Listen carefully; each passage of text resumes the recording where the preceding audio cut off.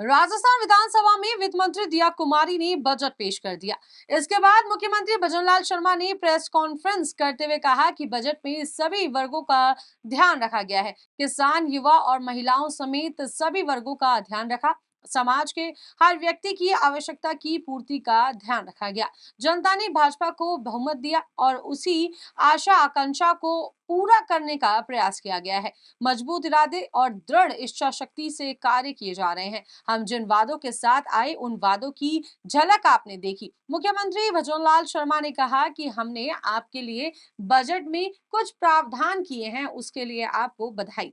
सरकारें 5 साल का बजट पेश करती हैं। हमने 2047 तक का राजस्थान कैसा हो इस पर ध्यान दिया। हमारी सरकार का बजट हर क्षेत्र के लिए है। हमारी सरकार बिजली पानी के लिए कटिबद्ध है। सीएम भजनलाल शर्मा ने बजट पर अपनी प्रतिक्रिया देते हुए क्या कुछ कहा है वो भी आपको दिखाते हैं। सिंचाई के लिए दिन में देंगे, दिन की हमारी बिजली होगी। तो हम आपसे कहना चाहते हैं, आज भी हमारे बजट में हमने कहा है कि किसानों को 2027 तक हम दिन में बिजली देने का काम हम करेंगे। ये योजना है, बृहद योजना है।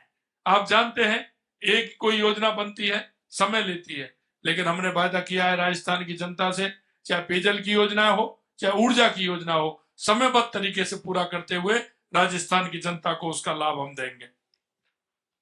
यही नहीं, आपने देखा होगा, हमने सड़कों के क्षेत्र में 5 वर्षों में 53,000 किलोमीटर लंबाई का सड़क नेटवर्क लगभग 60,000 करोड़ रुपए बेकर के हमें बनाना है। कई हमारे प्रदेश में इस तरह के हैं, हाईवे भी हैं, लेकिन आज आवश्यकता है दूसरे कॉरिडोर की, तो हमने नए कॉरिडोर बनाने की भी बात है। हमने हमारे उपखंड से जिले स्तर की जो सड़कें हैं वो सिंगल हैं, उनको भी हमने कहा है कि उनको 2 लेन बनाएंगे, उनको भी पूर्ण करेंगे, उसमें भी हम काम करने वाले हैं। यही नहीं, मैं आपको और बताना चाहता हूं, क्षेत्रीय विकास एवं नागरिक सुविधाएं भी हैं। डॉक्टर श्यामा प्रसाद मुखर्जी जिला उत्थान योजना 500 करोड़ रुपए का प्रावधान हमने उसमें भी किया है। यही नहीं, 86 नगर निकाय जो है उनको उनके यहाँ मेटीरियल रिकवरी फैसिलिटी केंद्रों का निर्माण भी हम कराएंगे। इसी तरह ठोस कचरे का जो प्रबंधन से तो गंदगी फैलाने का काम करता है, उसके लिए भी हमने कहा है कि ऐसी 71 निकाय हैं, उनमें भी हम काम करेंगे। स्वच्छता के लिए हमें उसमें भी काम करना है। यही नहीं, औद्योगिक विकास के लिए हमने आपको बताया था कि हम औद्योगिक विकास के लिए हमारे इस तरह के 6 औद्योगिक क्षेत्र हैं जिनमें हम विकास करना चाहते हैं, उनका डेवलपमेंट हम करेंगे। हम जयपुर और दिल्ली के बीच में भी एक हम औद्योगिक क्षेत्र का निर्माण करने वाले हैं, तो एक अच्छा औद्योगिक क्षेत्र होगा।